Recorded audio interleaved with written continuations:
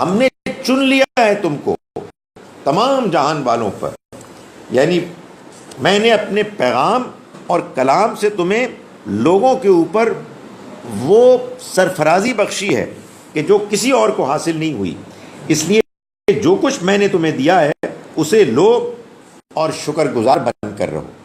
سو یہ بات سمجھائی گئی کہ دنیا میں انسان کو جو چیز حاصل ہے وہ اس کی قدر کرے، اس پر وہ محنت کرے، اس کو وہ امپروو کرے۔ اس میں کوئی شک نہیں ہے، اس میں کوئی پرابلم نہیں ہے کہ انسان اس سے زیادہ کی بھی اگر وہ کوئی اچھی چیز ہے تمنا کرے، لیکن اس تمنا کی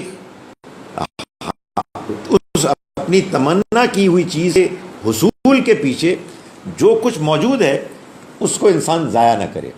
فرمایا کہ وَأَكُن مِّنَ الشَّاكِرِينَ، اور شکر گزاروں میں سے ہو، یعنی قدردانوں میں سے ہو، جو کچھ ملا ہے اس کی قدر کرو۔ وَكَتَبْنَا لَهُ فِي الْأَلْوَاحِ، اور ہم نے لکھ دیا الواح میں یعنی تختیوں پر، مِن كُلِّ شَيْءٍ مَوْعِظَةً، ہر قسم کی نصیحت، وَتَفْصِيلًا لِكُلِّ شَيْءٍ، اور ہر چیز کی تفصیل، فَخُذْهَا بِقُوَّةٍ، تو تم مضبوطی سے پکڑ لو اس کو، فَخُذْهَا بِقُوَّةٍ وَأْمُرْ قَوْمَكَ يَأْخُذُوا بِأَحْسَنِهَا، اور اپنی قوم کو حکم دو کہ اس کے اندر لکھے ہوئے جو معاملات ہیں وہ احسن طریقے ان کی پیروی کریں۔ اس میں اللہ تعالیٰ نے یہ بتایا کہ موسیٰ علیہ السلام کو اللہ تعالیٰ نے الواح دی، وہ تختیاں، وہ جو فیمس 10 کمانڈمنٹس، اور ان کے علاوہ بھی جو ٹیبلٹس میں، تختیوں میں چیزیں لکھی ہوئی تھیں۔ قرآن کے بیان سے معلوم ہوتا ہے کہ وہ محض 10 کمانڈمنٹس نہیں تھے، بلکہ اس کے علاوہ بھی بہت سی چیزیں تھیں کہ جو نصیحت کی اللہ تعالیٰ نے بیان فرمائی۔ لیکن اس میں جو الفاظ ہیں وہ یہ ہیں کہ اللہ تعالیٰ فرما رہے ہیں کہ میں نے اس میں تفصیلا لکل شیء، ہر چیز کی تفصیل بیان کر دی۔ یہ قرآن مجید کا انداز بیان ہے، اور یہ انداز ہر زبان میں ہوتا ہے کہ آپ بعض اوقات کسی بات پر زور دینے کے لیے ایک ایسا اسلوب اختیار کرتے ہیں کہ جس میں انسان اگر سیاق سباق سے واقف ہے تو وہ جان رہا ہوتا ہے کہ اس میں زور کس بات پر دیا گیا ہے، اور اگر انسان سیاق سباق سے واقف نہیں ہے، زبان کے قواعد سے، زبان کے اسالیب، سٹائلز آف ایکسپریشن سے واقف نہیں ہے، تو پھر وہ اس کو سمجھنے میں حماقت بھی کر سکتا ہے۔ چنانچہ یہاں یہ بات بالکل واضح ہے کہ اللہ تعالیٰ جو بات بیان فرما رہے ہیں وہ یہ ہے کہ میں نے تم کو جو الواح میں چیزیں بیان کی ہیں وہ دین اور شریعت سے متعلق ہر ضروری چیز جو تمہیں مطلوب ہے اس کو بیان کر دیا ہے۔ یا الواح تو ہے تختیاں، ہاں جی۔ تو میں جو گزارش کر رہا ہوں وہ یہ ہے کہ تفصیل لکل شیء کا مطلب جو ہمارے ہاں بعض لوگوں نے لیا ہے کہ ان تختیوں میں بھی اور قرآن مجید میں بھی ہر چیز کی تفصیل ہے، یہ بات تو سمجھ میں نہیں آتی۔ ہر چیز کی تفصیل سے کیا مراد ہے؟ اور پھر اس کے بعد بعض لوگ اس سے لٹرلی ہر چیز کی تفصیل مراد دیتے ہیں۔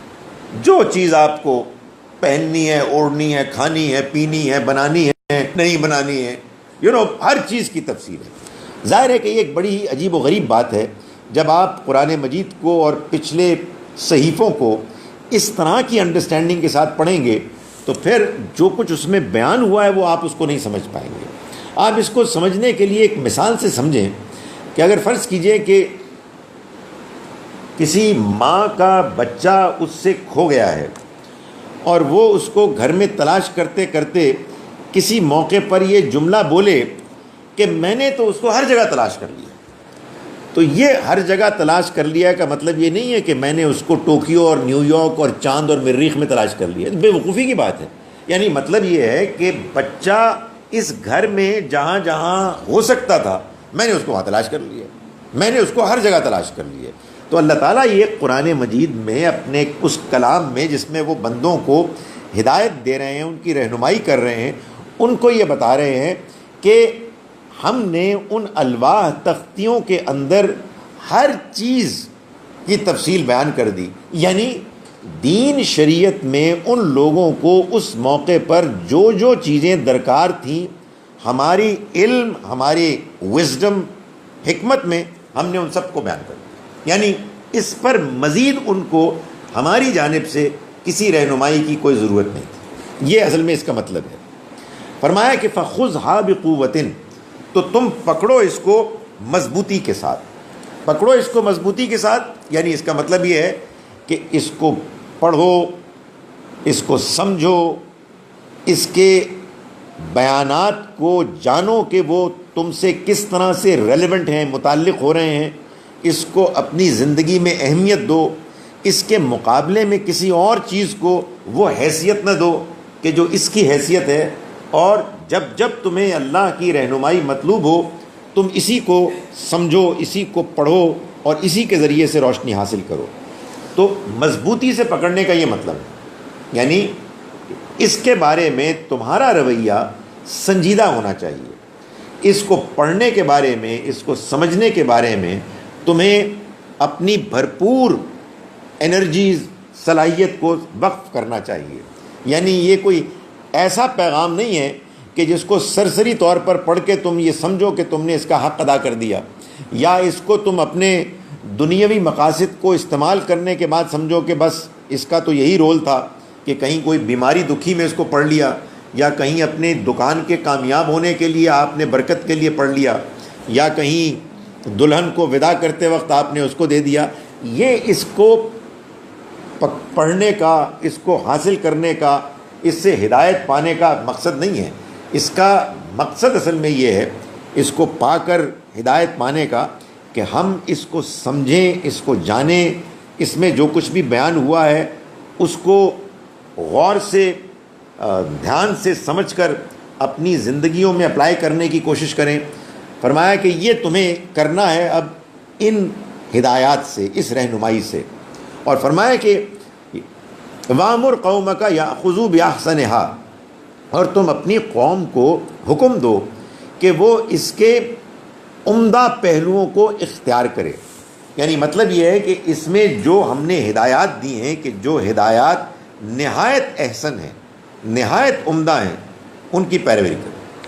یعنی اللہ نے اپنے بندوں کے لیے جو رہنمائی فرمائی ہے وہ رہنمائی احسن ہے، بہترین ہے، تو تم اس کو اختیار کرو. سَأُورِيكُمْ دَارَ الْفَاسِقِينَ، میں ان قریب تمہیں نافرمانوں کے گھر کو دکھاؤں گا. یعنی تمہارا گزر ہوگا ان لوگوں سے کہ جو لوگ میرے نافرمان ہیں، جنہوں نے میرے راستے کو ٹھکرا دیا ہے. اس سے مراد وہ بستیاں ہیں کہ جن بستیوں سے موسیٰ علیہ السلام اور ان کی قوم کا گزر ہونا تھا. تو اللہ تعالیٰ نے فرمایا کہ یہ سب کچھ بھی میں تم کو دکھا دوں گا، اور میں تم سے اس بات کا تقاضا کرتا ہوں کہ تم اس پیغام کو اچھی طرح سے سمجھ کے اختیار کرو، اور باقی معاملات میں تمہارے معاملے میں اپنے طور پر ان کا بندوبست کروں گا، اس کا لحاظ کروں گا. سأصرف عن آیاتی الذین یتکبرون فی الارض، فرمایا کہ ان قریب میں ان لوگوں کو اپنی نشانیوں سے پھیر دوں گا. سأصرف عن آیاتی الذین یتکبرون فی الارض، کہ جو زمین میں بغیر کسی وجہ کے تکبر کرتے ہیں. یعنی میری طرف سے جو پیغام آیا ہے، اس پیغام میں جو رہنمائی اور روشنی ہے، اس روشنی سے میں محروم کر دوں گا ان لوگوں کو کہ جو تکبر کرتے ہیں. اور تکبر کے ساتھ آگے جو الفاظ بیان ہوئے ہیں وہ ہیں بغیر حق، بغیر الحق، بغیر وجہ کے. تکبر جب بھی انسان کرتا ہے وہ بغیر وجہ کے کرتا ہے، اس کے پاس تکبر کرنے کی کوئی بنیاد نہیں. اس لیے کہ اللہ نے انسان کو ناتوانی میں، کمزوری میں پیدا کیا ہے. انسان کو زندگی میں چند سال ایسے ملتے ہیں کہ جس میں اس کو کچھ طاقت، کچھ اختیار، کچھ کنٹرول دوسروں پر کچھ فیصلہ کرنے کی اتھارٹی ملتی ہے، اور اس کے بعد یا تو اسی دوران میں وہ چل بستا ہے، یا وہ دیکھ رہا ہوتا ہے کہ کچھ عرصے کے بعد اس کا وہ حال ہو جائے گا کہ جو بالکل ابتدا میں تھا، کہ جاننے کے بعد کچھ نہیں جان سکے گا۔ انسان کی ابتدا بھی بڑے ہی ہمبل طریقے سے ہوتی ہے، اور انسان یہ دیکھتا ہے کہ وہ اس انتہا کی طرف بڑھ رہا ہے کہ جس کے بعد اس کے اندر پھر کوئی صلاحیت، کوئی طاقت، کوئی اختیار باقی نہیں رہے گا۔ اس دوران میں تھوڑے عرصے کے لیے انسان کو کچھ اختیار ملے، انسان کو کچھ طاقت، صلاحیت ملے، اور اس پر وہ ریجھے، اس پر وہ غرور، تکبر کرے، یہ پرلے درجے کی حماقت ہے۔ تو اللہ تعالیٰ یہ فرماتے ہیں کہ یہ میں نے فیصلہ کر لیا ہے کہ میں اپنی آیات کے معاملے میں ان لوگوں کو پھیر دوں گا، ان کو اس سے ہٹا دوں گا کہ جو زمین میں تکبر کرتے ہیں بغیر کسی وجہ کے۔ یعنی وہ اگرچہ کہ آیات سنیں گے، دیکھیں گے، مگر وہ اس کو جاننے، ان کی قدر کرنے، ان پر ایمان لانے سے محروم ہو جائیں گے۔ چنانچہ فرمایا کہ وَإِن يَرَوْا كُلَّ آیَةٍ لَا يُؤْمِنُوا بِهَا، اگر وہ دیکھیں گے ہر طرح کی نشانی تب بھی وہ ان پر ایمان نہیں لائیں گے۔ وَإِن يَرَوْا سَبِيلَ الرُّشْدِ لَا يَتَّخِذُوهُ سَبِيلًا، اگر ہدایت کی راہ دیکھیں گے تو اسے اختیار نہیں کریں گے۔ وَإِن يَرَوْا سَبِيلَ الرُّشْدِ لَا يَتَّخِذُوهُ سَبِيلًا وَإِن يَرَوْا سَبِيلَ الْغَيِّ يَتَّخِذُوهُ سَبِيلًا، اور اگر وہ گمراہی کی راہ دیکھیں گے تو اس پر چل پڑیں گے۔ ذَلِكَ بِأَنَّهُمْ كَذَّبُوا بِآيَاتِنَا، اس سے یہ اس لیے کہ انہوں نے اس سے پہلے بھی ہماری نشانیوں کو جھٹلایا، وَكَانُوا عَنْهَا غَافِلِينَ، اور وہ ان سے بے پرواہی بنے رہے۔ یعنی وہ شخص کہ جو دنیا میں تکبر کرتا ہے، وہ در حقیقت اللہ کی ان نشانیوں کو کہ جو اس کے سامنے موجود ہوتی ہیں، جو اگر ان کی وہ قدر کرنے والا ہوتا تو ان کو دیکھ کر اس کے اندر عاجزی، انکساری، ہمبلنس پیدا ہوتی، اس نے ان نشانیوں کو، ان ریالٹیز کو نظر انداز کیا اور بغیر وجہ کے تکبر میں مبتلا ہوا۔ اب اس کے بعد جب اللہ تعالیٰ اپنی مزید نشانیاں بھیجتا ہے تو اسی طرح سے وہ ان کو بھی جاننے، ماننے اور ان کی قدر کرنے سے محروم ہو جاتا ہے۔ یہ خدا تعالیٰ کا طریقہ ہے کہ وہ اپنے بندوں کو موقع فراہم کرتا ہے، اور اگر وہ ان موقعوں کو پانے کے باوجود ان سے فائدہ نہیں اٹھاتے بلکہ ان کو نظر انداز کرتے ہیں، تو جو ان کو آئندہ بھی مواقع ملتے ہیں وہ ان سے بھی فائدہ اٹھانے سے محروم ہو جاتے ہیں۔ تو فرمایا کہ ذَلِكَ بِأَنَّهُمْ، یہ بات کہ ان کو جب ہماری آیات کو دیکھیں گے تو ان سے فائدہ نہیں اٹھائیں گے، ہدایت کا راستہ دیکھیں گے تو اس کو اختیار نہیں کریں گے، گمراہی کا راستہ دیکھیں گے اس پر چل پڑیں گے، یہ اس وجہ سے ہے کہ انہوں نے ہماری آیات کو جھٹلایا اس سے پہلے بھی، وَكَانُوا عَنْهَا غَافِلِينَ، اور وہ اس سے غافل رہے۔ وَالَّذِينَ كَذَّبُوا بِآيَاتِنَا، اور وہ لوگ کہ جنہوں نے ہماری آیات کو جھٹلایا، وَلِقَاءِ الْآخِرَةِ، اور آخرت کی ملاقات کو، حبطت اعمالہم، ان کے اعمال ضائع ہو گئے۔ هل یجزون الا ما كانوا یعملون، اب کیا بدلے میں اس کے سوا کچھ پائیں گے جو کرتے رہے ہیں؟ یعنی جو کچھ انہوں نے کیا ان کو اسی کا بدلہ، اسی کا نتیجہ ملا، اس کے علاوہ انہیں اور کیا مل سکتا تھا؟ یہ جو اللہ تعالیٰ بات بیان فرماتے ہیں کہ ان کے اعمال ضائع ہو گئے، ان اعمال سے مراد نیکی کے اعمال۔ ہر انسان اس دنیا میں کچھ نہ کچھ نیکی کرتا ہے، بھلائی کرتا ہے، لیکن اگر انسان کچھ ایسے جرائم میں مبتلا ہو جائے کہ جو بڑے جرائم ہیں، تو ان جرائم میں مبتلا ہونے کے بعد اور ان پر اصرار کرنے کے بعد انسان نے اگر کچھ نیکیاں کی ہوتی ہیں ظاہری طور پر تو وہ ضائع ہو جاتی ہیں، ان کا کوئی اس کے اوپر اچھا اثر باقی نہیں رہتا۔ یہ ایسے ہی ہے کہ جیسے مثال کے طور پر ایک شخص ہے کہ جو کبھی کبھار چلتے ہوئے لوگوں کو کچھ دے دلا دیتا تھا، لیکن اس کے بعد اس کو موقع ملا اور اس نے ڈاکہ ڈالا، اور جس گھر میں ڈاکہ ڈالا ان کے لوگوں کو قتل کر دیا، اور اس کے نتیجے میں وہ ایک بڑے بال گناہ میں مبتلا ہوا، تو اللہ کی جانب سے جو اس کے وہ بظاہر چھوٹے چھوٹے نیکی کے اعمال ہیں ان کی کوئی حیثیت نہیں ہوگی، وہ سب ضائع ہو جائیں گے۔ اس کی وجہ یہ ہے کہ اصل میں انسان یا نیکی کرتا ہے صحیح جذبے کے ساتھ، اللہ کو راضی کرنے کے لیے، اپنے اندر کی فطرت کی آواز کو لبیک کہتے ہوئے، اس کی قدر کرتے ہوئے۔ جب انسان ایسا کرتا ہے تو اس سے غلطیاں گناہ پھر بھی ہو سکتے ہیں، لیکن اس کا نیکی کی قدر کرتے ہوئے زندگی گزارنا اس کو اس بات کی توفیق دیتا ہے کہ وہ اپنے آپ کو اس برائی سے دور کر لے کہ جس میں وہ وقتی طور پر ملوث ہو جاتا ہے۔ لیکن اگر انسان نے نیکی بس ظاہری طور پر کی تھی، سرسری طور پر کی تھی، اس کے اندر وہ پختگی، وہ ڈیپتھ نہیں تھی کہ جو ایک جینوئنلی نیکی کرنے والے کے نیکی کے عمل میں ہوتی ہے، تو پھر ایسے لوگوں کو برائی کرنے اور کرتے چلے جانے اور بڑے بڑے گناہ کرنے سے وہ نیکیاں نہیں روکتی۔ تو اللہ تعالیٰ نے فرمایا کہ جو اس طرح کے اعمال کریں گے، جنہوں نے کہ اللہ کو، آخرت کو ٹھکرا دیا، تو پھر ان کے ظاہر کے نیکی کے اعمال ان کے کچھ کام نہیں آئیں گے، وہ حبط ہو جائیں گے، ضائع ہو جائیں گے۔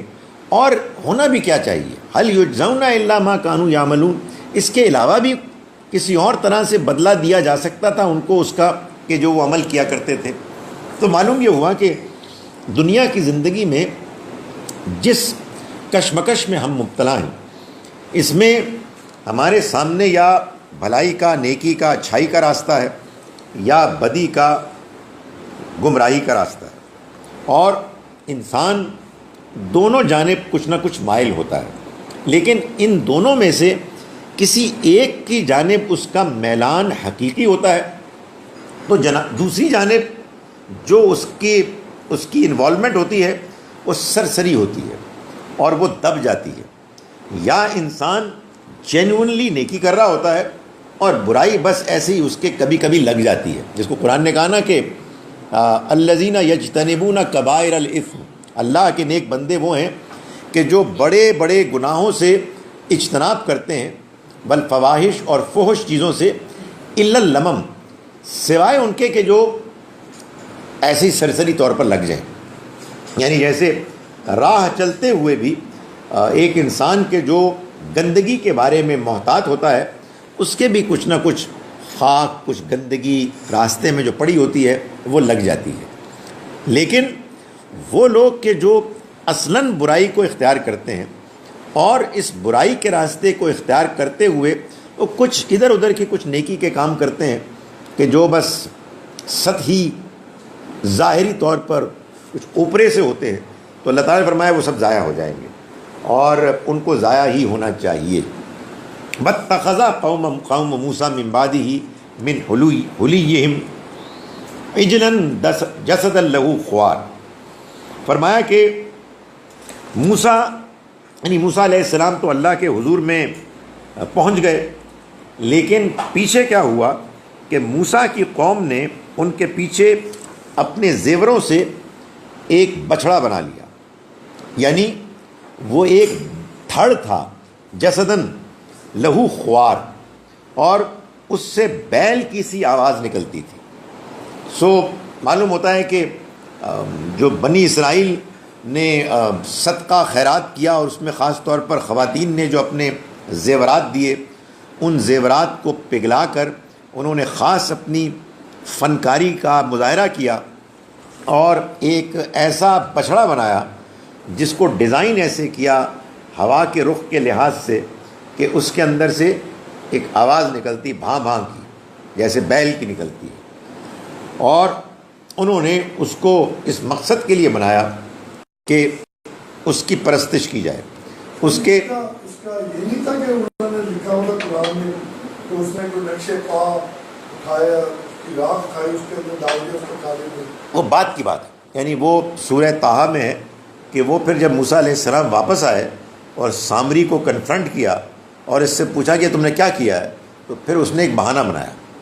اس نے کہا جی میں نے تو اصل میں دیکھا تھا کہ ایک فرشتے کا نقش قدم تھا تو وہاں سے میں نے کچھ مٹی اٹھا لی.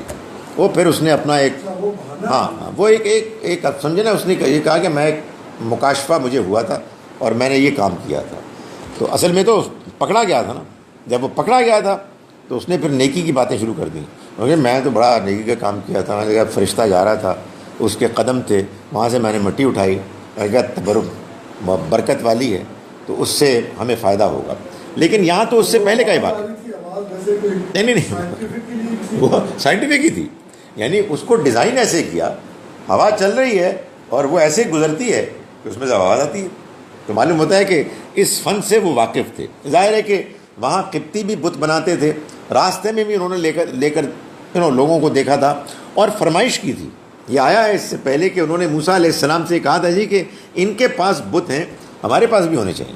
تو معلوم ہوتا ہے کہ آپ دیکھیں نا، صحرا میں آپ سفر کر رہے ہیں، آپ کے پاس کرنے کو بھی کچھ نہیں ہے، تو آپ سوچتے رہیں گے نا کہ یار یہ وہ والا بت تھا تو یہ پتہ نہیں کیسے ڈیزائن کیا ہوگا. ویسے اگر موقع مل جائے اور یہ آ جائیں یہ سارے زیورات وغیرہ تو اس کو ایسے ڈیزائن کیا جا سکتا ہے. آپس میں ظاہر ہے کچھ لوگ لائک مائنڈیڈ بیٹھ کے گپیں بھی مارتے ہوں گے، یا میرا خیال ہے کہ یوں کر دیا جائے تو یہ ٹھیک ہو جائے گا. سو انہوں نے جیسے ہی ان کو موقع ملا، موسیٰ علیہ السلام گئے، انہوں نے ایک کام کر دکھایا.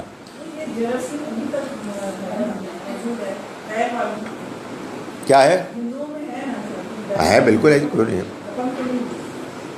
بیل کے اندر معلوم ہوتا ہے کوئی اسپیشل چیز ہے جس کی وجہ سے لوگ اس کی طرف اٹریکٹ ہوتے ہیں. اللہ تعالیٰ نے فرمایا اس کے جواب میں الم یروا انہ لا یکلمہم ولا یہدیہم سبیلا. یار یہ کیا چکر ہے؟ What's going on?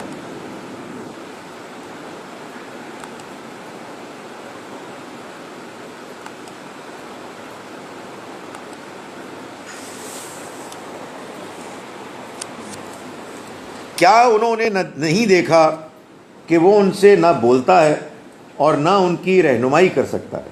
یعنی یہ کیسا عجیب معبود ہے ان کا کہ جس کو انہوں نے بنایا کس مقصد کے لیے بنایا. یعنی وہ اس کی پرستش کرنا چاہتے تھے، تو یہ تو ایک ایسی چیز انہوں نے بنائی کہ نہ وہ ان سے بات کرتا نہ وہ ان کی رہنمائی کر سکتا. تو یہ کس کام کا تھا؟ اتخذوہ، انہوں نے اس کے باوجود اسے معبود ٹھہرا لیا. وَكَانُوا ظَالِمِينَ، اور وہ سخت ظالم تھے. یعنی ہم اللہ کی عبادت کرتے ہیں، ہم اس کے آگے جھکتے ہیں، تو ہم اللہ کے سامنے اپنی گزارشات پیش کرتے ہیں، ہم اس سے دعائیں کرتے ہیں. ہم کو محسوس ہوتا ہے کہ ہمارا رب ہم کو سن رہا ہے، ہم اس سے بات کر رہے ہیں اور اس کی جانب سے ایک خاموش ہی صحیح مگر مختلف طریقوں سے مختلف دعاؤں کے قبول ہونے کی شکل میں جواب آتا ہے اور ہم اس سے رہنمائی حاصل کرتے ہیں، وہ ہماری رہنمائی کرتا ہے. تو یہ کس مقصد کے لیے انہوں نے بنایا؟ یہ کس مرض کی دوا تھی؟ اس سے انہیں کیا حاصل ہوا؟ نہ یہ بات کرتا ہے ان سے اور نہ ہی وہ ان کو ہدایت کا راستہ فراہم کرتا. اتخذوہ، انہوں نے اس کے باوجود اس کو بنا دیا. وَكَانُوا ظَالِمِينَ، اور وہ سخت ظلم کرنے والے تھے. وَلَمَّا سُقِطَ فِي أَيْدِيهِمْ، پھر جب وہ پچھتائے. یہ ایک محاورہ ہے، سُقِطَ فِي أَيْدِيهِمْ، پھر جب وہ پچھتائے. وَرَأَوْا أَنَّهُمْ قَدْ ضَلُّوا، اور انہوں نے دیکھا کہ وہ گمراہ ہو گئے. قالوا، تو انہوں نے کہا لَئِن لَّمْ يَرْحَمْنَا، کہ اگر ہمارے یرحمنا ربنا، کہ اگر ہمارے رب نے ہم پر رحم نہ فرمایا، وَيَغْفِرْ لَنَا، اور نہ ہم کو معاف کیا، لَنَكُونَنَّ مِنَ الْخَاسِرِينَ، تو ہم یقیناً نقصان اٹھانے والوں میں رہ جائیں گے. یعنی ان کو، ان کی قوم میں بعض لوگوں کو اس بات کا احساس ہو گیا کہ ان سے شدید بلنڈر ہو گیا. جو انہوں نے حرکت کی ہے وہ انتہائی غلط، انتہائی نازیبا، ناقابل قبول حرکت ہے.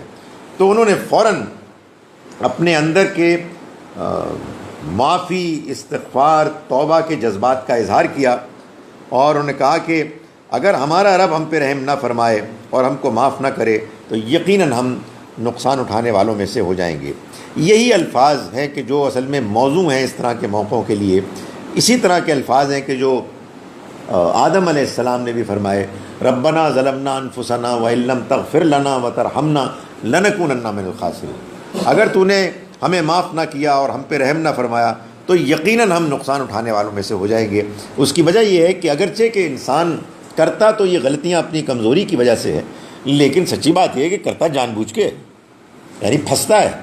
انسان کے سامنے ٹیمپٹیشن ہوتی ہے، اس میں انسان کی کمزوری ہوتی ہے، لیکن اللہ کی طرف سے یہ اختیار بھی ہوتا ہے کہ اگر انسان ہمت دکھائے، حوصلہ دکھائے، اللہ پر بھروسہ کرے تو وہ اپنے نفس پر قابو پا سکتا ہے اور اپنے آپ کو بچا سکتا ہے، اپنے آپ کو روک سکتا ہے۔ تاہم یہ اللہ کی مہربانی ہے کہ انسان اگرچہ کہ برائی میں ملوث ہو جاتا ہے، اگرچہ کہ بڑے سے بڑا گناہ کر بیٹھتا ہے، جیسے کہ یہاں انہوں نے شرک کیا، اس کے باوجود اگر انسان کے اندر احساس زندہ ہو جائے کہ جو کچھ اس نے کیا ہے وہ انتہائی شرمناک اور غلط ہے، تو پھر اسی طرح کے جذبات کا اظہار ہے کہ جو انسان کے اندر سے نکلتا ہے، اور جب ایسا ہوتا ہے تو اللہ تعالیٰ پھر اپنی عنایت فرماتے ہیں۔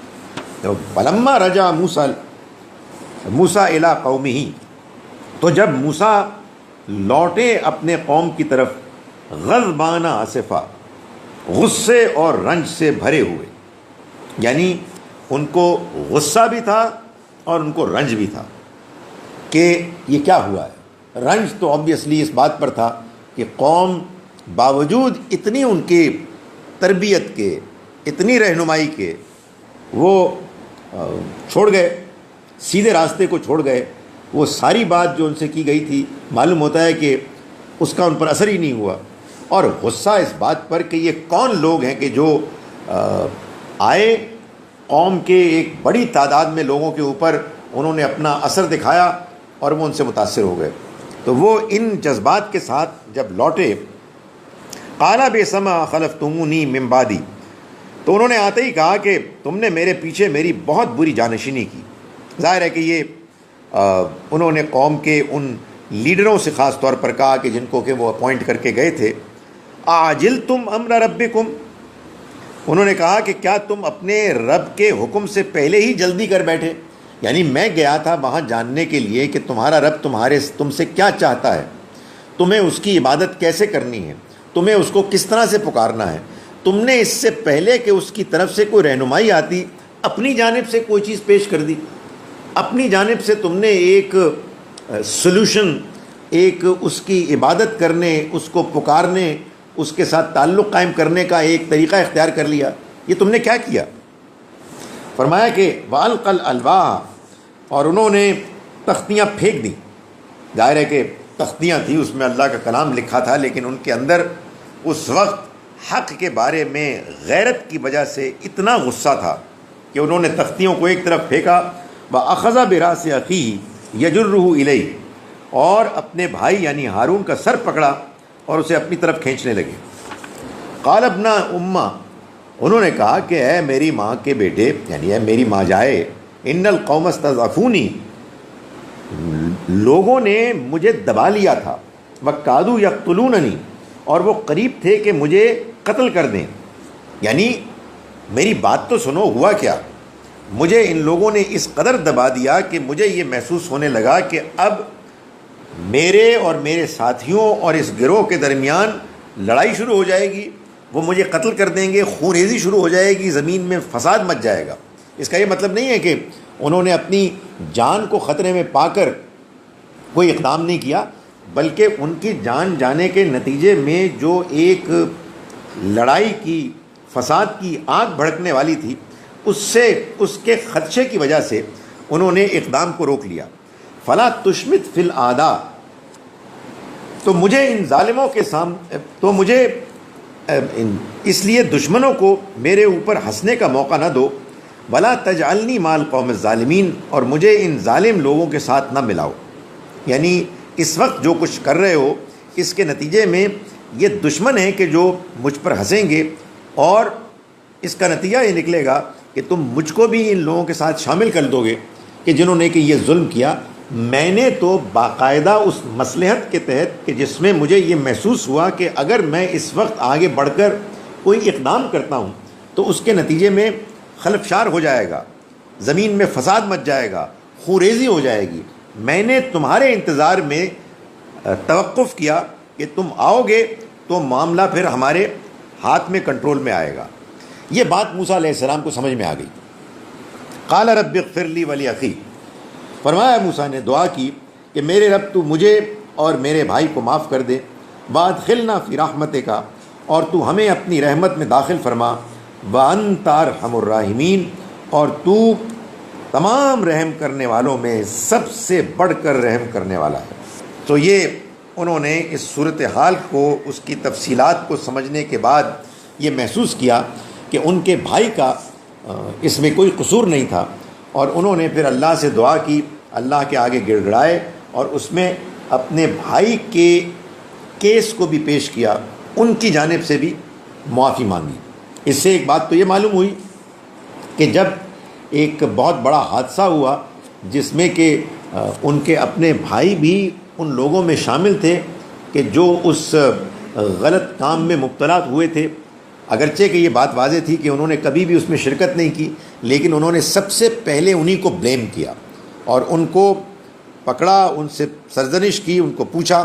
لیکن جب ان پر حقیقت واضح ہو گئی کہ یہ بات یوں نہیں ہے کہ جیسے میں سوچ رہا تھا، تو انہوں نے پھر اصل حقیقت کو ماننے میں بھی کوئی دیر نہیں کی اور فوراً مان لیا، اور اتنا مانا کہ جب اللہ کی طرف رجوع کیا تو اپنے بھائی کا کیس بھی، اپنے بھائی کی جانب سے بھی وضاحت پیش کی۔ یہ ابھی داستان جاری ہے، میں اب جو کچھ ہم نے آج پڑھا ہے اس کا ترجمہ آپ کے سامنے پیش کرتا ہوں۔ ہارون بڑے تھے یا کیا پتہ لگتا ہے کون بڑے تھے؟ حضرت ہارون کے بارے میں بتایا جاتا ہے کہ بڑے وہ تھے ایج میں۔ بال کو کھیلنے کی وجہ سے چھوٹے بھائی نے بڑے بھائی کے ہاں، وہ تو اصل میں وہ موقع ایسا تھا کہ اس میں جذبات تھے، غیرت تھی، بعد میں انہوں نے اس کو محسوس بھی کر لیا، اس لیے کہ اللہ کے دین کا معاملہ، شرک کا، آپ سوچیں نا کہ اللہ کا پیغام ہے، لوگوں کی تربیت ہوئی بھی ہے، لوگ اللہ کے چنے ہوئے بندے ہیں، اور اس کے باوجود ایسا شرک ہو گیا کہ جس میں باقاعدہ بچڑے کو بنا کے اس کی پرستش کی گئی۔ اس لیے فرعون کے زمانے میں جو فرسٹ بورن تھا اس کو قتل کرنے کے لیے تبھی تو ان کو دریا میں ڈالا گیا تھا، پھر فرسٹ بورن تو پھر حضرت ہارون۔ آپ یو ہیو اے پوائنٹ، پتہ نہیں میرے ذہن میں کہیں یہ بات ہے کہ وہ بڑے تھے، آپ کی بات صحیح ہے، یہ بھی میرے بھی ذہن میں، لیکن انہوں نے یہ پوائنٹ ریز کیا ہے کہ اس زمانے میں فرسٹ بورن کو قتل کیا جاتا تھا اور حضرت موسیٰ علیہ السلام کو قتل کرنے کی کوشش کی گئی تھی۔ میں اس کا جواب نہیں دے سکتا، but you have a point, وہ بات الگ سے ہے، لیکن ایسا کیوں ہوا؟ مے بی حضرت موسیٰ کے اس اسپیشل کیس کی وجہ سے کہ ان کے بارے میں آئی ڈونٹ نو، یہ خدشہ تھا۔ نہیں، وہ ساتھ تو بعد میں گئے نا، ساتھ نہیں، گزارش یہ ہے کہ اس سے پہلے وہ ان کو ان کی والدہ نے اسی لیے تو ڈال دیا تھا، میں بھی والدہ نے اس لیے ڈالا تھا کہ ان کو خیال تھا کہ شاید ان کے لیے بھی آ جائیں۔ فرسٹ بورن کی وجہ تھی، وہ تو مجھے کلیئر، فرسٹ بورن کی وجہ سے پہلا بچہ اسے قتل کر دیا، یہ تو قرآن میں کہ بیٹوں کو قتل کرتے تھے۔ ہاں، لیکن وہ بیٹوں کا قتل نا، فرسٹ بورن کا تو نہیں ہے، نہیں کرتے، کوئی اس طرح کی بات تھی۔ لیٹس فائنڈ آؤٹ، ہم پڑھتے ہیں اس کو۔ اب میں آپ کے سامنے دوبارہ اس کا ترجمہ کر رہا ہوں آیت نمبر 143 سے۔ بسم اللہ الرحمن الرحیم، ہم شروع کرتے ہیں اس اللہ کے نام کے ساتھ جس کی رحمت بے پناہ ہے، جس کی عنایت ہمیشہ کے لیے ہے۔ وَلَمَّا جَاءَ مُوسَىٰ لِمِيقَاتِنَا، اور جب آئے موسیٰ ہماری ملاقات کے لیے، وَكَلَّمَهُ رَبُّهُ، اور ان سے کلام کیا ان کے رب نے، قَالَ رَبِّ أَرِنِي أَنظُرْ إِلَيْكَ، تو انہوں نے کہا کہ اے میرے رب مجھے موقع دے کہ میں تجھے دیکھ سکوں۔ قَالَ لَن تَرَانِي، فرمایا کہ تم مجھے ہرگز نہیں دیکھ سکتے، وَلَكِنِ انظُرْ إِلَى الْجَبَلِ، مگر تم دیکھو اس پہاڑ کی طرف، فَإِنِ اسْتَقَرَّ مَكَانَهُ، پھر اگر وہ اپنی جگہ پر قائم رہے، فَسَوْفَ تَرَانِي، تو پھر البتہ تم مجھ کو دیکھ سکو گے۔ فَلَمَّا تَجَلَّى رَبُّهُ، پھر جب اس کے رب نے تجلی کی، لِلْجَبَلِ، پہاڑ پر، جَعَلَهُ دَكًّا، اس کو کر دیا اس نے ریزہ ریزہ، وخر موسیٰ صاعقہ، اور موسیٰ بے ہوش ہو کر گر پڑے۔ فلما افاقہ، پھر جب انہیں افاقہ ہوا، قال سبحانک تبت الیک، تو انہوں نے کہا کہ تو پاک ہے ہر عیب سے، میں نے توبہ کی اور رجوع کیا تیری طرف، وانا اول المومنین، اور میں گواہی دیتا ہوں کہ میں سب سے پہلے ایمان لایا ہوں، لانے والا ہوں، یعنی اس بات پر کہ تجھے دیکھا نہیں جا سکتا۔ قال یا موسیٰ، فرمایا موسیٰ، انی اصطفیتک علی الناس برسالاتی و بکلامی، میں نے تم کو چن لیا، سرفرازی دی تمام جہان کے لوگوں پر اپنے رسالت کے منصب اور اپنے کلام کے ذریعے سے، فخذ ما آتیتک، جو میں نے تم کو دیا اس کو لو، وکن من الشاکرین، اور قدردانوں میں شکر گزاروں میں ہو، وکتبنا لہ فی الالواح، اور ہم نے لکھ دیا اس کے لیے تختیوں میں، من کل شیء موعظۃ، ہر طرح کی نصیحت، و تفصیلا لکل شیء، اور تفصیل ہر چیز کی، یعنی دین شریعت میں جو کچھ ان کو ہدایات درکار تھیں ان سب کی تفصیل۔ فخذھا بقوۃ، تو تھام لو اس کو قوت کے ساتھ، وامر قومک، اور حکم دو اپنی قوم کو بھی، یاخذوا باحسنھا، کہ وہ لیں اس کے بہترین پہلو کو، اس کے اندر بہترین سبق ہدایت کو، سأوریکم دار الفاسقین، میں ان قریب تم کو دکھاؤں گا فاسق نافرمانوں کا گھر، سأصرف عن آیاتی الذین یتکبرون فی الارض، اور میں ہٹا دوں گا، دور کر دوں گا ان لوگوں کو اپنی آیات سے، اپنی نشانیوں سے، کہ جو زمین میں تکبر کرتے ہیں بغیر الحق، بغیر وجہ کے۔ مَن یروا کل آیۃ، اور جب وہ دیکھتے ہیں کوئی نشانی، لا یؤمنوا بها، وہ اس پر ایمان نہیں لاتے۔ مَن یروا سبیل الرشد، اور جب وہ دیکھتے ہیں ہدایت نیکی کا راستہ، لا یتخذوہ سبیلا، تو وہ اس کو نہیں اختیار کرتے اپنے راستے کے طور پر۔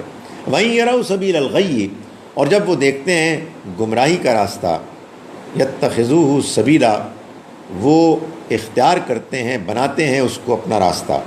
ذَلِكَ بِأَنَّهُمْ كَذَّبُوا بِآيَاتِنَا، یہ اس وجہ سے ہے کہ انہوں نے ہماری آیات کو جھٹلایا، وَكَانُوا عَنْهَا غَافِلِينَ، اور وہ ان سے غافل رہے۔ وَالَّذِينَ كَذَّبُوا بِآيَاتِنَا، اور وہ لوگ کہ جنہوں نے ہماری آیات کو جھٹلایا، وَلِقَاءِ الْآخِرَةِ، اور آخرت کی ملاقات کو، حبطت اعمالہم، ان کے اعمال ضائع ہو گئے، یعنی نیکی کے اعمال ان کے ضائع ہو گئے، بیکار ہو گئے۔ هل یجزون، اور کیا بدلہ دیا جا سکتا ہے، الا ما کانوا یعملون، سوائے اس کے کہ جو وہ عمل کیا کرتے تھے۔ واتخذ قوم موسیٰ من بعدہ من حلیہم عجلا جسدا لہ خوار، اور بنایا موسیٰ کی قوم نے ان کے جانے کے بعد ان کے زیورات میں سے ایک بچھڑا، یعنی ایک دھڑ جس کے اندر سے بیل کی آواز آتی تھی۔ الم یروا انہ لا یکلمہم، کیا انہوں نے نہیں دیکھا کہ وہ ان سے تو بات بھی نہیں کر سکتا، ولا یہدیہم سبیلا، اور نہ ان کو راستے کی ہدایت کی رہنمائی کر سکتا ہے۔ اتخذوہ، اس کے باوجود انہوں نے اس کو بنا لیا، وکانوا ظالمین، اور وہ ظالم تھے۔ ولما سقط فی ایدیہم، پھر جب ان کو اپنی غلطی کا احساس ہوا، ورأوا انہم قد ضلوا، اور انہوں نے دیکھا کہ وہ بھٹک گئے ہیں، قالوا، تو انہوں نے کہا، لئن لم یرحمنا ربنا، کہ اگر ہمارے رب نے ہم پر رحم نہ فرمایا ہوتا، ویغفر لنا، اور ہم کو معاف نہ کیا، لنکونن من الخاسرین، تو ہم یقیناً نقصان اٹھانے والوں میں سے ہو جاتے۔ ولما رجع موسیٰ الی قومہ، پھر جب موسیٰ لوٹے اپنی قوم کی طرف، غضبان اسفا، غصے اور رنج کی حالت میں، قال بئس ما خلفتمونی، تو انہوں نے کہا کہ بہت بری ہے کہ جو تم نے جانشینی کی میری، من بعدی، میرے بعد، عاجلتم امر ربکم، کیا تم نے اپنے رب کے حکم کے آنے سے پہلے جلدی کر لی، والقى الالواح، اور تختیاں پھینک دیں، واخذ براس اخیہ یجرہ الیہ، اور انہوں نے پکڑا اپنے بھائی کے سر کو اپنی طرف کھینچتے ہوئے۔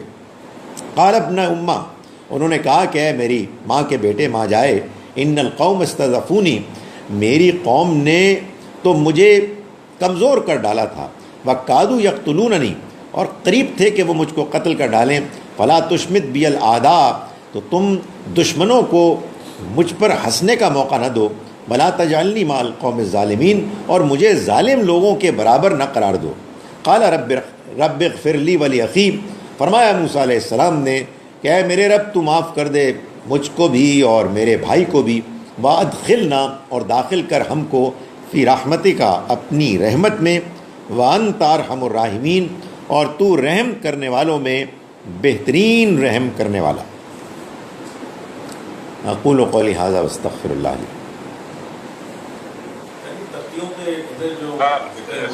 السلام علیکم جی،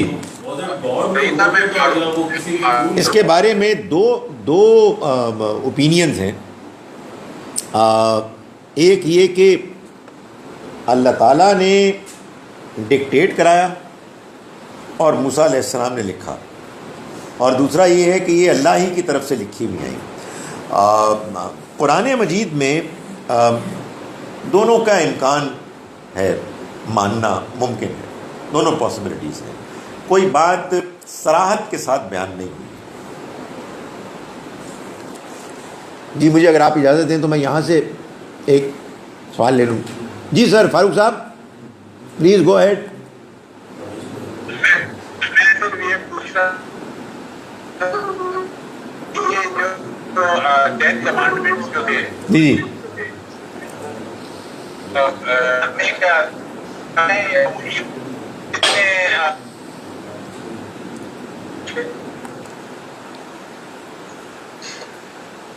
نہیں آئی کونٹ گیٹ اٹ۔ آپ کی آواز کیوں نہیں آ رہی؟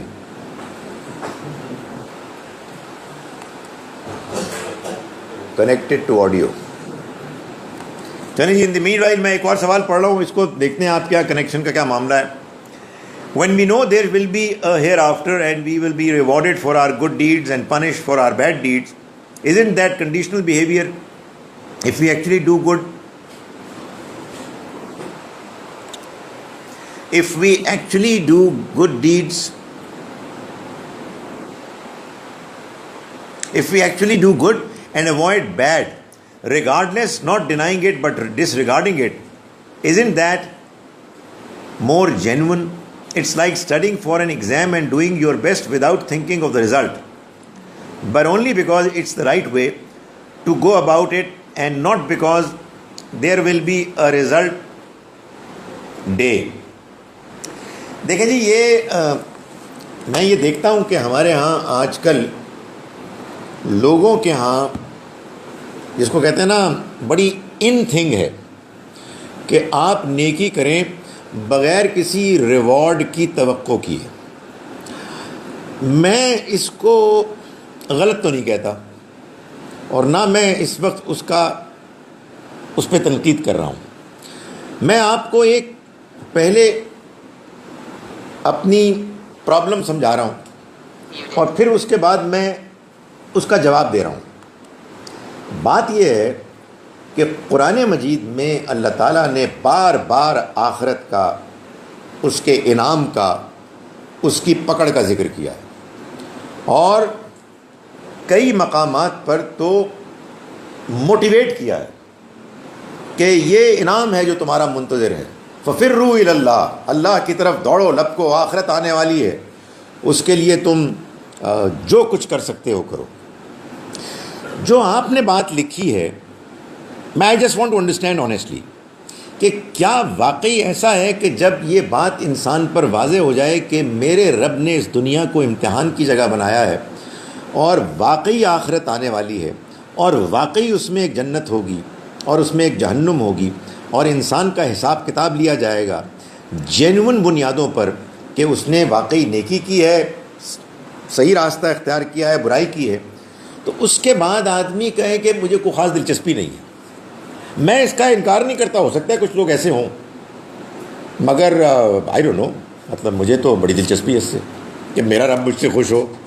یہ دنیا امتحان ہے، اس دنیا میں ہم چاہتے ہیں کہ اچھی زندگی گزاریں، مگر سچی بات یہ ہے کہ ہم اپنے رب کے لیے قربانی دینا چاہتے ہیں کہ ہم اپنی آخرت کو بہتر کریں، وہ آخرت کے جو ابھی ہم نے دیکھی نہیں ہے اس کے وعدے کی وجہ سے ہم اس کو مان رہے ہیں، اس لیے مان رہے ہیں کہ it makes a lot of sense, اور وہ کوئی دنیا کی لالچ تو ہے ہی نہیں، وہ تو میرے رب کا میرے لیے انعام ہے کہ جس کا اس نے مجھے وعدہ کیا ہے، اگر میں صحیح طرح سے پرفارم کروں تو میں اپنے رب کو کہوں کہ جی وہ تو آپ اپنے پاس رکھیں نا، میں نے ویسے ہی کرنی ہے نیکی۔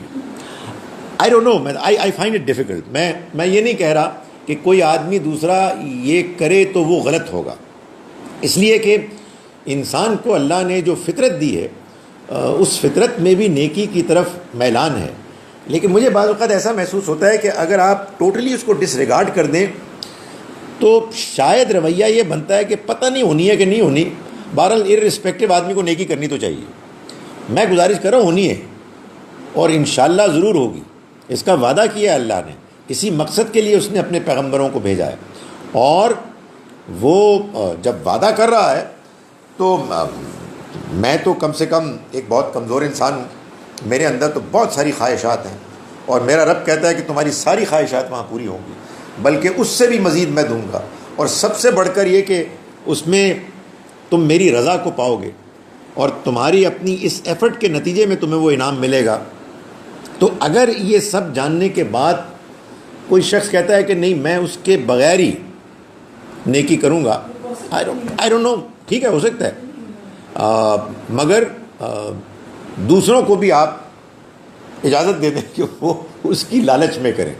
یہ لالچ دنیا کی لالچ نہیں ہے، اصل میں ہوا یہ ہے کہ ہمارے ہاں بعض مذہبی لوگوں نے شاید اس کو بہت کروڈ بنا دیا، تو اس وجہ سے بعض لوگ اس سے ریئیکٹ کرتے ہیں، لیکن سچی بات ہے کہ کیا کروڈ بنایا، یعنی اصل میں ان کا بیہیویئر کچھ مذہب کے بارے میں امبیلنسڈ ہو گیا ہے، جس کی وجہ سے انسان بعض اوقات تھوڑا سا اپنے آپ کو محسوس کرتا ہے کہ ایک دوری سی آ رہی ہے، ورنہ حقیقت یہ ہے کہ ایک بندہ یہ کہتا ہے کہ تم نے مجھ کو بہت ذلیل کیا، تم نے میرے ساتھ بڑی زیادتی کی، میں اللہ کو راضی کرنے کے لیے اور آخرت کے انعام کی خاطر تم کو معاف کرتا ہوں۔ بڑی بات ہے یہ، مطلب میرا خیال ہے یہ ٹوٹل پکچر ہے، یہ بات کہ میں نیکی کر رہا ہوں محض نیکی کی خاطر، الاؤ می ٹو سے کنفیوژن ہے۔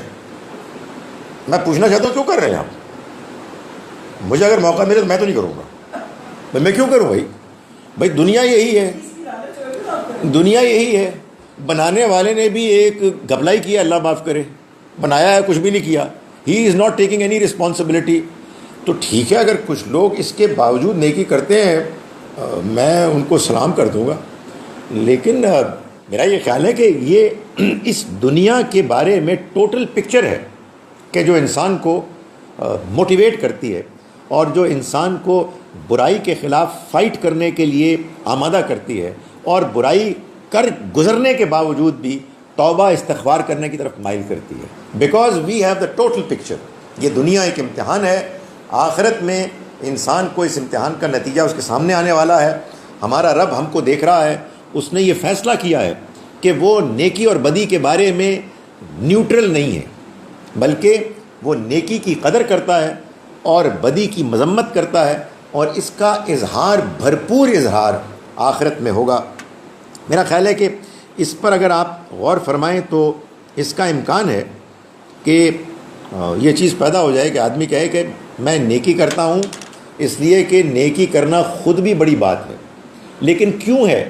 اس لیے کہ میرے رب نے میرے اندر وہ جذبہ پیدا کیا ہے، اور جس رب نے میرے اندر اس نیکی کا جذبہ پیدا کیا ہے وہی رب مجھ سے وعدہ کر رہا ہے کہ میں اس جذبے کے رسپانس میں جو لوگ نیکی کریں گے میں ان کو انعام دوں گا۔ یہ خبر اب مجھ کو پہنچ چکی ہے، مجھے اب اللہ کی وہ اسکیم معلوم ہو گئی ہے۔ اب اگر میں کہوں کہ مطلب یہ کہ نہیں ملے تو کوئی مسئلہ نہیں ہے، نہیں میں نہیں کہہ سکتا، میں مگر I don't know, I want to understand کہ یہ ایسا، اور لوگ بہت سارے ایسے کہتے ہیں، وہ جو کہتے ہیں وہ کیوں کہتے ہیں، ان کو کس چیز نے اس بات کو سمجھنے کی طرف مائل کیا ہے کہ پروبیبلی یہ ایک سپیریئر ایٹیچیوڈ ہے. جی کیا ہوا؟ نہیں وہ جس نے مجھ سے پوچھا ان کا تو بلیف ہے. بالکل جی.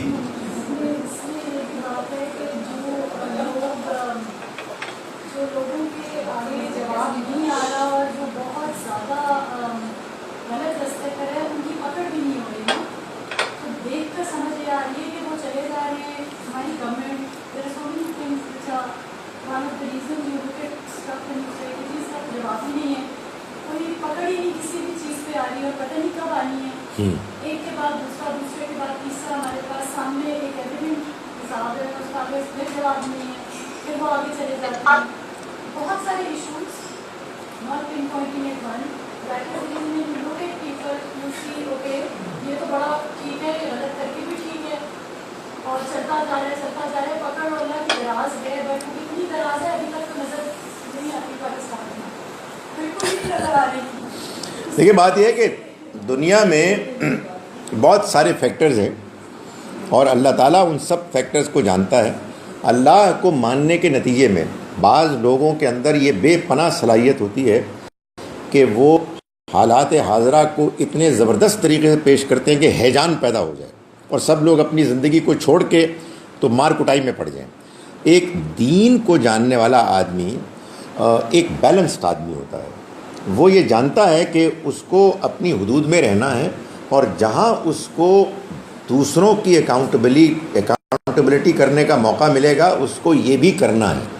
اور اس کو اس پر اطمینان ہوتا ہے کہ اگر وہ یہاں بچ رہے ہیں تو یہ ان کے لیے بہتر نہیں ہے, یہ مارے جائیں گے.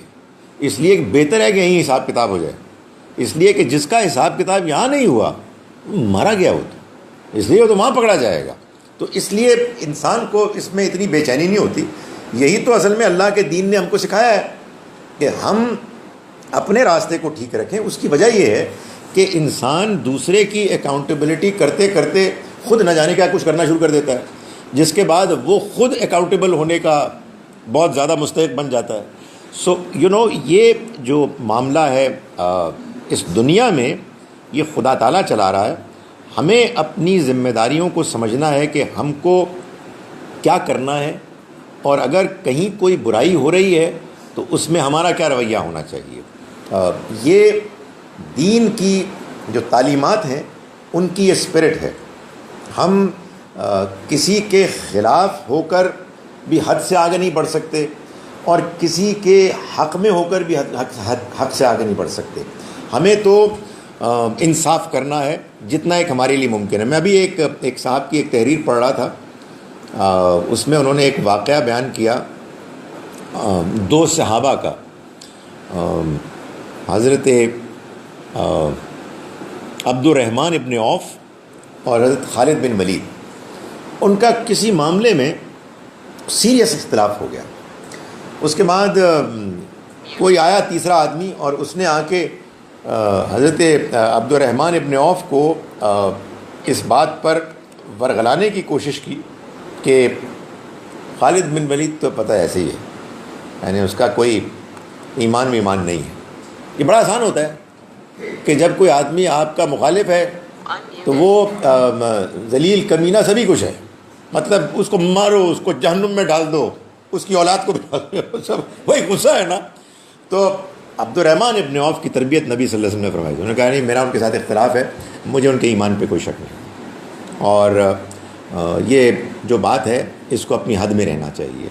سو ظاہر ہے کہ آخرت کا جو محاسبہ اور حساب کتاب ہے یہی تو اصل میں اس دنیا کے اندر انسان کے لیے صحیح رویہ اختیار کرنے میں اصل بنیاد ہے کہ مجھے اس بات پر اطمینان ہے کہ وہاں اللہ تعالیٰ جن کو پکڑے گا ان کے ساتھ وہ معاملہ کرے گا کہ جو وہ ڈیزرو کرتے ہیں.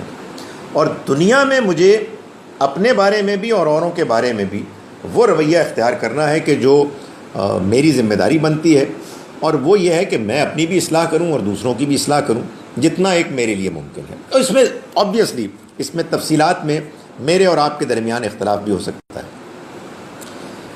اچھا جناب, وہ تو آواز نہیں آ رہی. آپ کے یہاں سے کوئی اور سوال ہے؟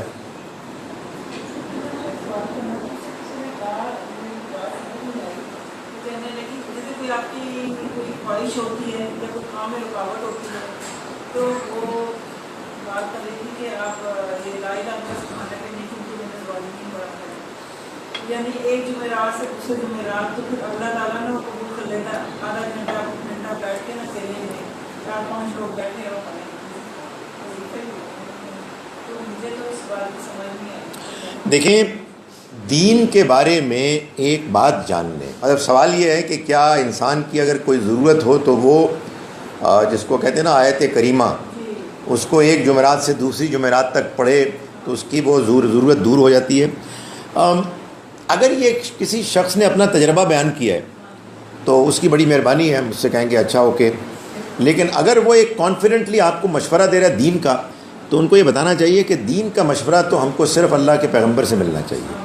آپ ہمیں کوٹ کریں کہ آپ نے حضور نے فرمایا ہے، اس لیے کہ آپ اس طرح سے کوئی بات جو دینی بات ہے، یعنی آپ یہ کہنا جی کہ آپ کے سر میں درد ہے تو آپ یہ دوائی لیں، تو اس میں آپ ظاہر ہے کہ جو اس فیلڈ کا ایکسپرٹ ہے اس کو آپ کوٹ کریں گے یا اس کے اعتماد پر بات کریں گے۔ لیکن اگر آپ دین کے بارے میں کوئی بات کر رہے ہیں کہ آپ نے یہ کلمہ پڑھا اور اتنی مرتبہ پڑھا اور جمعرات سے جمعرات پڑھا تو آپ کا یہ مسئلہ حل ہو جائے گا، میرا خیال ہے کہ ہمبل طریقے سے آدمی کہنا چاہیے کہ مجھے اس کا تجربہ ہوا ہے۔ اب مجھے کوئی اعتراض نہیں اگر کوئی آدمی کہے کہ مجھے اس کا تجربہ ہوا ہے، مگر لوگ اتنے اعتماد سے کہتے ہیں تم ایسا کرو، یہ اعتماد تو انسان کو خدا کے دین کے ریفرنس سے آنا چاہیے، بلکہ اس میں بھی آنیسٹلی آدمی کو ہمبل ہی ہونا چاہیے جی کہ میں اس آیت سے یہ سمجھاؤں یا میں اس حدیث سے یہ سمجھاؤں، مگر یہ کہ انسان اس کو اس طرح سے کوٹ کرے کہ معلوم ہوتا ہے کہ یہ آسمان سے کوئی وحی نازل ہوئی ہے، اس سے گریز کرنا چاہیے۔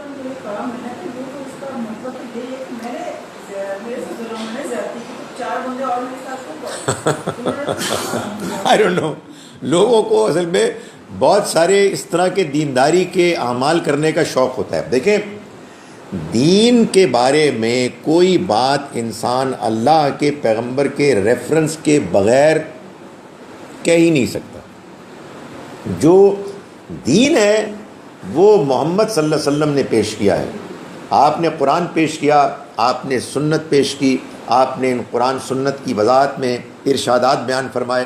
ان ارشادات کے ہم تک پہنچنے میں اختلاف ہو سکتا ہے کہ ہمیں ایک بات سمجھ میں آئی ہے، کسی اور کو دوسری بات سمجھ میں آئی ہے، بالکل ممکن ہے، لیکن ایٹ لیسٹ ہمارے درمیان یہ بات کامن ہے کہ ہم اس بات کو شیئر کرتے ہیں کہ دین وہیں سے ملا ہے۔ ہمارے ہاں اس وقت جو افراتفری ہے دین کے نام پر، وہ اس لیے ہے کہ لوگوں کو اس اصول پر کے ساتھ کوئی دلچسپی نہیں ہے۔ میں نے فلاں بزرگ سے سنا ہے، فلاں مولوی صاحب یہ گفتگو کر رہے تھے، میں نے فلاں کتاب میں پڑھا ہے۔ ارے بھائی، تم یہ مجھے بتاؤ کہ جس دین کو تم مانتے ہو اس دین کی کتنی سورسز ہیں؟ اگر 25 سورسز ہیں تو پھر تو ٹھیک ہے، اگر سورس ایک ہے تو پھر اس سورس سے یہ بات نکلتی ہوئی نظر آنی چاہیے، ورنہ مجھے کوئی دلچسپی نہیں، آئی ایم ناٹ انٹرسٹڈ۔ میں سوال پڑھ لوں۔ سامری نے یہ جو کہا تھا کہ اس نے ایک فرشتے کو دیکھا تو اس کا نقش پا سے کچھ مٹی اٹھا لی اور وہ مٹی اس بیچارے پر ڈالی۔ آپ مجھے شاباش دیں کہ میں اس کو انگریزی میں پڑھ رہا ہوں، یعنی یہ اس میں رومن۔ کیا یہ صرف بہانہ تھا سزا سے بچنے کا؟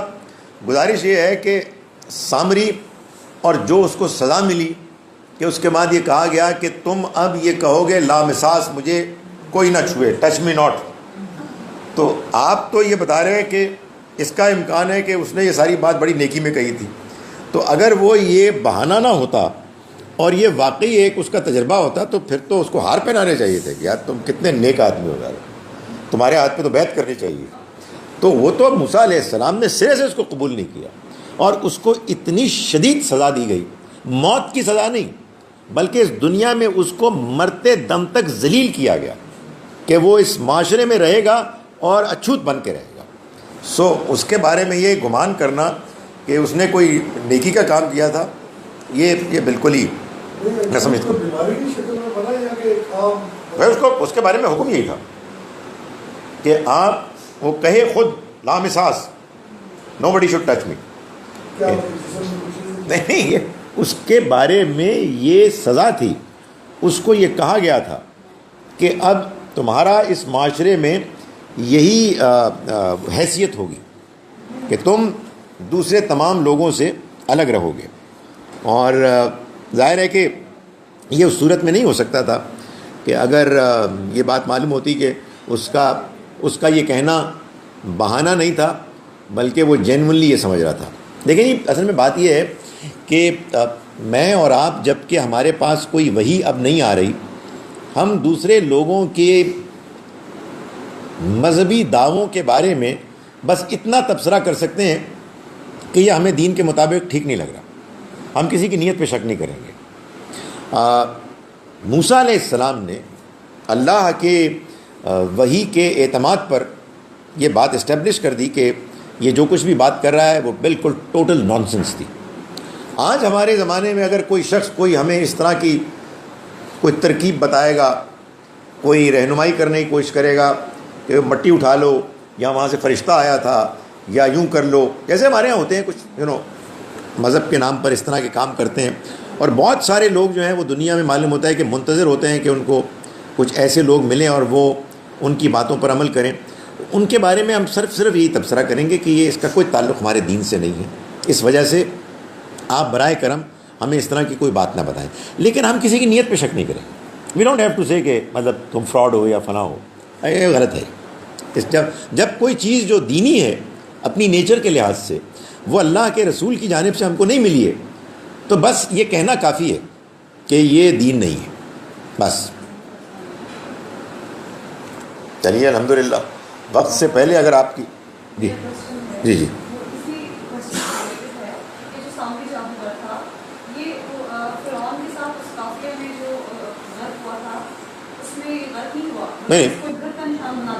نہیں یہ بات کی پرسنالٹی ہے. یہ تو آبویسلی لگتا ہے کہ بنی اسرائیل میں سے تھا.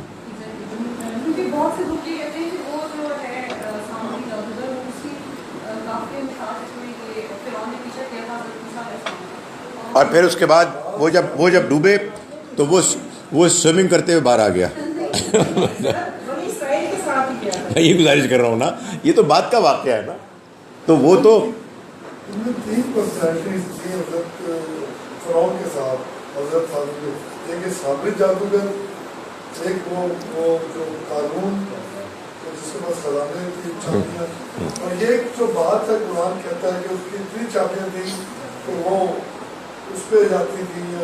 وہ مطلب مجھے اس کی تھوڑی سی سمجھ. دیکھیے قارون کے بارے میں تو قرآن نے یہ بتایا کہ وہ موسیٰ علیہ السلام کی قوم میں سے تھا. یہ بنی اسرائیل کے لٹریچر سے معلوم ہوتا ہے کہ وہ موسیٰ علیہ السلام کا کزن تھا اور انتہائی امیر آدمی تھا. اور اس کو یہ اس حسد میں مبتلا ہو گیا تھا کہ آخر مجھے کیوں نہیں نبوت ملی، ان کے کیا سرخاب کے پر لگے ہوئے ہیں. وہی مسئلہ کہ جو قریش مکہ کا تھا. تو اللہ تعالیٰ نے اس کی مثال پیش کر کے یہ بتایا کہ وہ متکبرانہ رویہ اختیار کیے ہوئے تھا اور لوگ اس پر بڑا رش کرتے تھے، لیکن اللہ نے ان لوگوں کی نگاہوں کے سامنے اس کو زمین میں دھسا دیا تاکہ وہ ان کے لیے ایک عبرت کا نمونہ بن جائے. یہی معاملہ ظاہر ہے ایک ذرا دوسرے انداز میں قریش کے ان لیڈرز کے ساتھ اور الگ سے ابو لہب کے ساتھ اللہ تعالیٰ نے کیا، تاکہ وہ لوگ کہ جو ہوتے ہیں نا ذرا کمزور قسم کے لوگ، جو اس طرح کے ذرا زوردار، طاقتور، امیر، گلیمر رکھنے والے لوگوں سے متاثر ہوتے ہیں، تو اللہ تعالیٰ نے ان کا تو سب سے پہلے انجام کیا. حالانکہ وہ اسی بنی اسرائیل میں سے تھا، مگر اس کو اور یہ جو تیسری بڑی پرسنالٹی تھی میرے خیال میں وہ پھر بنی ان میں سے ہوگی جو کہ ان کا سپہ سالار تھا، حامان تو معلوم ہوتا ہے کہ اور وہ کنسٹرکشن میں بھی اس کو کچھ حاصل تھا. وہ بنی اسرائیل میں سے بھی تھی. لگتا یہ ہے کہ اس کے درباریوں میں سے تھا. ان کا سپہ سالار. ہاں یہ معلوم ہوتا ہے. یعنی اس کی قارون کا ریلیشن شپ قرآن مجید نے فرعون کے ساتھ نہیں بتایا. یہ بتایا کہ وہ من قوم موسیٰ علیہ السلام کی قوم میں سے تھا. اور سامری یہ تو میں نے گزارش کی کہ اس کا رول تو آیا ہی بعد میں. تو وہ ہوتا ہے نا کہ وہ آپ ایک لمبی کوئی چیز دیکھ رہے ہیں تو اس میں پہلا کون سا کردار ہے اور بعد کون سا، اس کو اسی حساب سے رکھ کے. لیکن جو قرآن کی جو چیز ذہن میں نہیں سمجھ آتی کہ اس قرآن کہہ رہا ہے کہ اس کے پاس اتنے خزانے کی چابیاں تھیں کہ وہ بیلوں پہ ناز کے لا رہا ہے اس طرح کی چیز. نہیں وہ دیکھیں بات یہ ہے کہ اس زمانے میں بینک بیلنس تو نہیں تھے نا کہ آپ کے پاس کوئی ڈیبٹ کریڈٹ کارڈ ہو آپ ادھر جا کر. اس زمانے میں تو اصل میں بات یہ ہے کہ مال کو رکھنے کا طریقہ یہ ہوا کرتا تھا کہ آپ کے پاس کوئی ہیں ایسے سٹورز ہیں، گوڈاؤنز ہیں جس میں کہ پھر اس کو کھولنے کے لیے چابیاں ہیں. یہ اصل میں ایک اسلوب بیان ہے. جیسے وہ کہتے ہیں نا کہ ایک شخص ہے کہ جو بڑا فراخ دل، دریا دل، تو اس کے بارے میں کہا جاتا ہے کہ اس کی بڑی بڑی دیگیں، یعنی وہ بڑی بڑی دیگوں میں کھانا پکا کے غریبوں میں بانٹتا ہے. تو اسی طرح سے یہاں بھی یہ اس کا بڑا خزانہ تھا، اور اس خزانے کی پھر کنجیاں تھیں، بڑی بھاری کنجی جس کو کہ کئی پہلوان مل کے اٹھایا کرتے تھے. یہ گویا کہ اس بات کا بیان ہے کہ وہ بہت امیر آدمی تھا اور اس کے خزانے بہت زیادہ تھے، بہت وسیع و عریض تھے. اسرائیل صاحب نے اس کو جو ایکسپلین کیا یہ ہے کہ طریقہ کار یہ ہوتا تھا کہ اتنا بڑا بنا دیا جائے چابی کہ ایک یا دو چار لوگوں کے بس کی بات ہے. صحیح یہ اس کی پروٹیکشن کی بیسکلی ہے. بالکل ٹھیک ہے. اور یہ کہتے ہیں چابیاں کلاسیکل یہ دروازے میں ڈال کے گھمانے والی تالے والی چابیاں نہیں تھیں. یہ اس زمانے کا ایک اسٹائل تھا کہ بڑے بڑے آنکڑے سے ہٹا دیے جاتے تھے، ان کو ریموو کرنے کے لیے اتنے ہی لوگ چاہیے ہوتے تھے، اور اگر ان کو ہٹا دیا جائے تو اس کو ایک الگ سے جانور پہ اگر اکیلے بھی ڈال دیں تو اس کے بوجھ کے لیے جانور کی سیکیورٹی کا بندوبست اس ہے. طرح اس کو کی سیکیورٹی. ہاں ظاہر ہے، ایم شور بالکل صحیح ہے. ایگزیکٹ 9 بج گئے جی، کیا کمال ہو گیا جی. آج اس پر ہم ختم کریں. ایک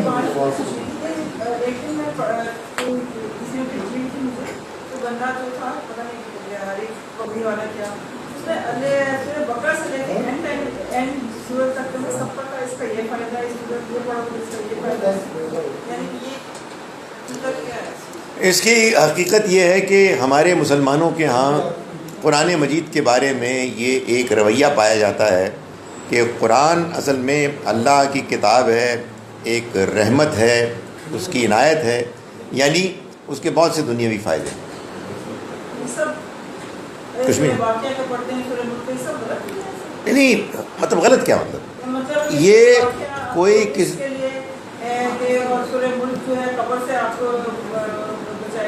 نبی اکرم صلی اللہ علیہ وسلم نے ہم کو اس طرح کی کوئی چیز نہیں بتائی. یہ لوگ اپنے اپنے تجربے بیان کرتے ہیں یا کہیں کمزور روایات کا سہارا لیتے ہیں.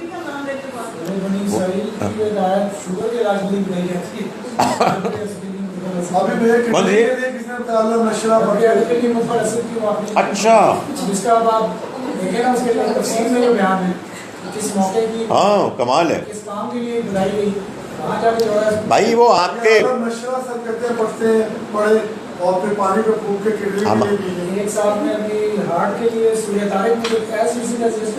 او گاڈ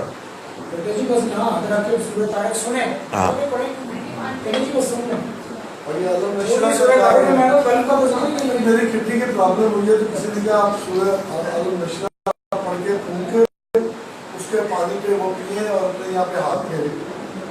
دیکھیں اس سے ہو سکتا ہے کچھ ہو جائے. میں یہ کہہ رہا ہوں یہ علم نشرہ اس لیے نہیں آئی ہے، اس کا مقصد یہ آپ کو معلوم ہے نا کہ پچھلی نسل میں ہماری جب لڑکیوں کی شادیاں ہوتی تھیں تو ان کو بہشتی زیور دی جاتی، وہ ان کے جہیز کا وہ ایک لازمی حصہ ہوتا تھا. تو اس میں سے ایک میں آپ کو نقطہ بتاتا ہوں، یہ لکھا ہوا ہے کہ اگر خواتین کبھی یہ محسوس کریں کہ ان کی مانگ ٹھیک نہیں نکل رہی تو اہدنا الصراط المستقیم پڑھیں تو ٹھیک ہو جائے. اس کے اندر کچھ اور چیزیں ہیں میں بیان نہیں کرنا چاہ رہا. جب میں وہ پڑھا تو میں نے کہا اس مولوی نے جس نے یہ لکھی ہے اس کو سنسار کر رہے.